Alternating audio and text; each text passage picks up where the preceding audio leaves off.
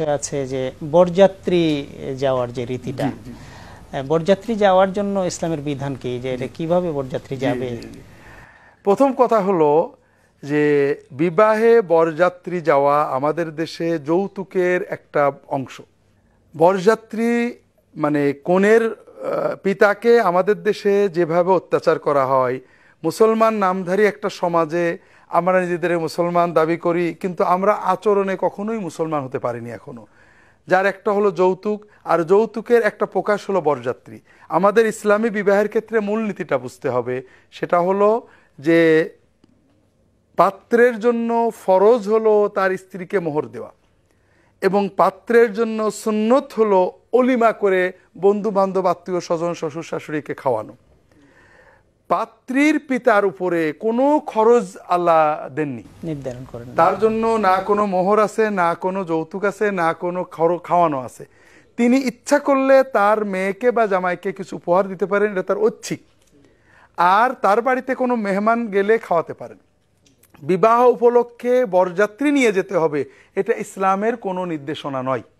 বিবাহ উপলক্ষে অলিমা খাওয়া দাওয়া তো বর করাবে নিজের বাড়িতে, কিন্তু দুর্ভাগ্যজনকভাবে আমাদের দেশে বরযাত্রীর প্রথা কঠিনভাবে জেঁকে বসেছে। পাত্রের পিতা তার বেয়াই সাহেবকে বা হবু বেয়াইকে বলেন বরযাত্রী কতজন যাবে। পাত্রীর পিতা যদি বলেন 50 জন, পাত্রের পিতা ভিমরি খান কি বলেন, আমার এত বড় বংশ, আমার ছেলের এত বন্ধু, 100 জনের কমে যাওয়া যাবে না, 200 জন 500 জনের কমে হবে না। অর্থাৎ নাউজুবিল্লাহ, আপনার ছেলের বন্ধু বান্ধব বেশি হলে, আপনার গোষ্ঠী বড় হলে আপনারা বড় অলিমা করেন, আপনি আরেকজনের বাড়িতে জোর করে চাঁদাবাজি করবেন কেন? কিন্তু দুর্ভাগ্যজনকভাবে এই চাঁদাবাজি আমাদের সমাজের নিয়ম হয়ে গিয়েছে। সেখানে 50 জনের জায়গায় 100 জন, 100 জনের জায়গায় 150 জন। কারণ আমাদের সমাজে খাওয়া সাধারণত পয়সার বিনিময়ে খেতে হয়। দুটো খাওয়া ফ্রি খাওয়া যায়, একটা হলো বরযাত্রী খাওয়া, আর একটা হলো মানুষ মরে গেলে খাওয়া। তো এই বরযাত্রী খাওয়াতে 50 জনের জায়গায় 100 জন সবাই যেতে চায়, কারণ খরচ করতে হয় না, ফ্রি গাড়িতে যে খেয়ে আসা যায়। তো ভাইরা বরযাত্রী কমান, বরযাত্রী একান্ত যেগুলো না গেলে নয় সেগুলো যাবে বরযাত্রী। আর বিবাহের অনুষ্ঠান ছেলে বাড়িতে অলিমা করবে, সাধ্যমতো খাওয়াবে।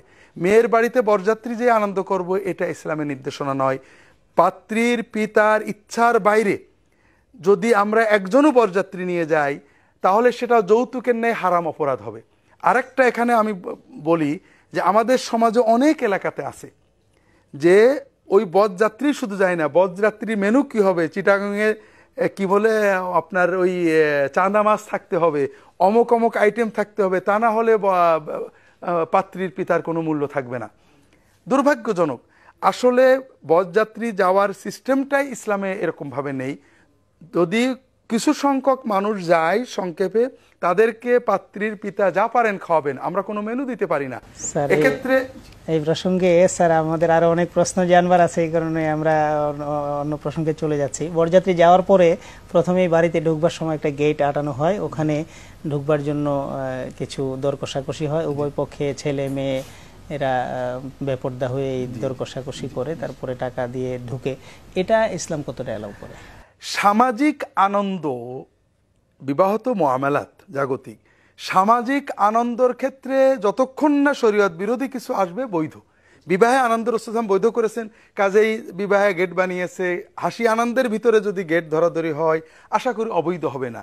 কিন্তু বেপরদা থাকলে, বার্গেনিং থাকলে, অথবা এটার মাধ্যমে যে অপ্রীতিকর পরিবেশ তৈরি হয়, এটা বিভিন্ন জায়গায় ঘটে। এজন্য আমরা অনুরোধ করব যে গেট বানিয়েছেন সম্মান করতে, সেখানে আবার টাকা নিলে তো আরো সেটা নিচতা হয়ে গেল। এই জন্য এগুলোর ভিতরে না যে আমরা বরযাত্রী কম করি। আমি যেটা বলতে চাচ্ছিলাম আপনি বলতে দেননি, সেটা হলো বরযাত্রী যাওয়া পাত্রীর পিতার ইচ্ছার বাইরে, এটা যৌতুক হারাম। তার বাড়িতে জোর করে খাওয়া এটা জঘন্যতম চাঁদাবাজি। তার উপরে কোনো মেনু চাপিয়ে দেওয়া, এটা কেমন, যেমন আপনি একজনের অস্ত্র নিয়ে বন্দুক নিয়ে যেয়ে বললেন যে চাচা আপনার বাড়িতে মেহমান, তাড়াতাড়ি ছাগল জবাই করেন, এটা যেমন আপনি চাঁদাবাজি করলেন, বন্দুক দেখিয়ে, কঠিন হারাম, একই রকমের হারাম। আমরা আশা করি এই বরযাত্রী যাওয়ার এই কঠিন হারাম, বরযাত্রী যাওয়াটা মূলত হারাম নয়, বরযাত্রী যাওয়ার মাধ্যমে যে অনেক হারাম আমরা করছি, এগুলো থেকে আমরা আত্মরক্ষা করব। জাযাকাল্লাহ খাইরান স্যার, আমরা একটা ছোট্ট বিরতি